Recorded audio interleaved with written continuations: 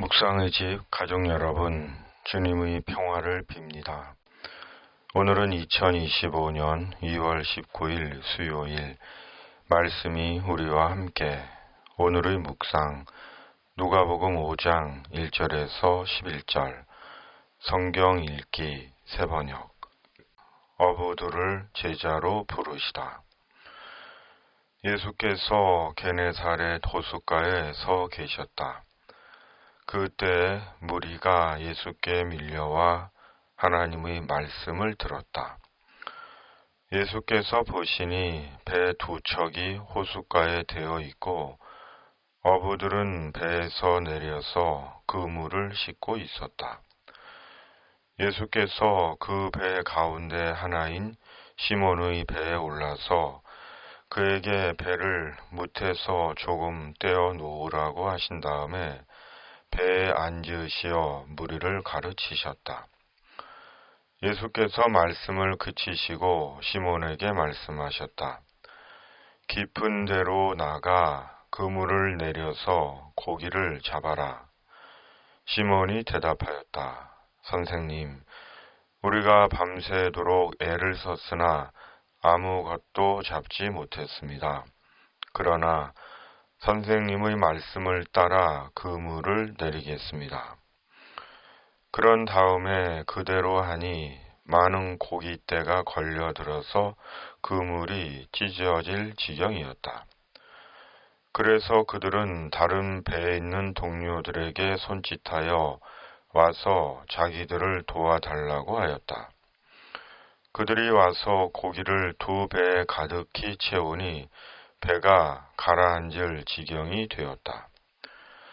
시몬 베드로가 이것을 보고 예수의 무릎 앞에 엎드려서 말하였다. 주님, 나에게서 떠나 주십시오. 나는 죄인입니다. 베드로 및 그와 함께는 모든 사람은 그들이 잡은 고기가 엄청나게 많은 것에 놀랐던 것이다. 또한 세베대의 아들들로서 시몬의 동료인 야고보와 요한도 놀랐다. 예수께서 시몬에게 말씀하셨다. 두려워하지 말아라. 이제부터 너는 사람을 낚을 것이다. 그들은 배를 무태 댄 뒤에 모든 것을 버려두고 예수를 따라갔다. 아멘. 말씀 묵상.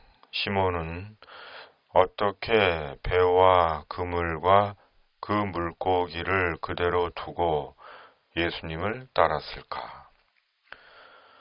예수님께서 게네사렛 호숫가에 계셨습니다. 게네사렛은 갈릴리 호수 북서 내륙에 위치한 비옥한 평원으로 이런 이유 때문에 갈릴리 호수를 게네사렛 호수라고 불렀다고도 합니다. 역사가 요세푸스에 의하면 갈릴리 호수가 수금 모양을 닮았다고 하여 구약에서는 긴네렛, 신약에서는 게네사렛으로 불렀다고 하기도 합니다. 중요한 것은 지금 갈릴리 게네사렛 호숫가에 예수님이 계셨다는 것입니다. 그러나 고단한 일정을 잠시 멈추고 쉬시기 위해 게네사렛 호수로 오신 것이 아니라 갈릴리 지역에서 하나님의 나라 복음을 계속 전하신 것이고 여전히 많은 사람들이 예수님을 따라온 것입니다. 그때 마침 밤새 조업을 마치고 무트로 돌아와 그물을 싣고 있던 시몬의 배를 보셨고 시몬의 배에 올라 몰려든 무리들에게 하나님 나라 복음을 가르치신 것입니다. 그런데 실은 이게 그리 간단한 문제가 아닌 것입니다.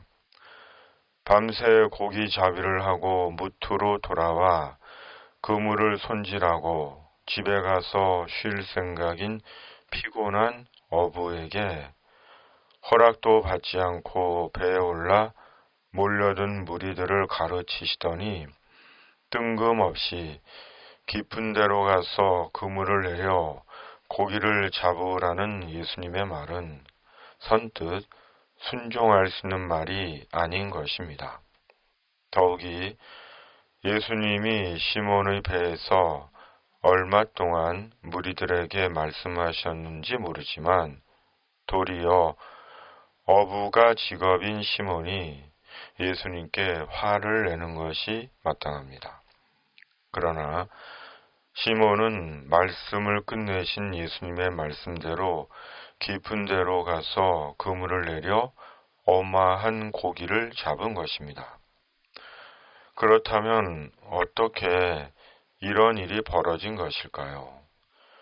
시몬의 입장에서 보면 어이없고 황당한 일인데 시몬은 왜 예수님의 말씀을 반박하고 거부하지 않고 기분 나빠하지 않고 그리한 것일까요?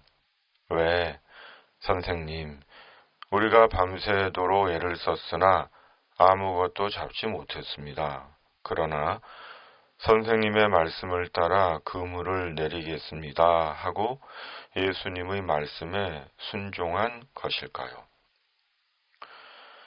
시몬은 이미 예수님의 신적 능력을 보았기 때문입니다. 자신의 장모를 통해 갈릴리 가버나움에서 예수님께서 행하신 병고침의 이적들을 보았고 들었고 알았기 때문입니다. 시몬은 그냥 아무 생각 없이 예수님이 자기 배에 오르시는 것을 허락하고 생각 없이 예수님의 말씀을 따른 것이 아닙니다. 시몬은 이미 마음에 예수님을 인정하는 마음이 있었고 예수님에 대해 큰 궁금증이 있었던 것입니다.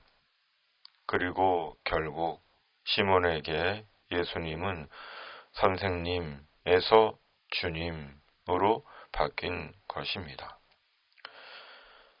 예수님이 선생에서 주님으로 바뀌는 데에는 일련의 과정이 있습니다.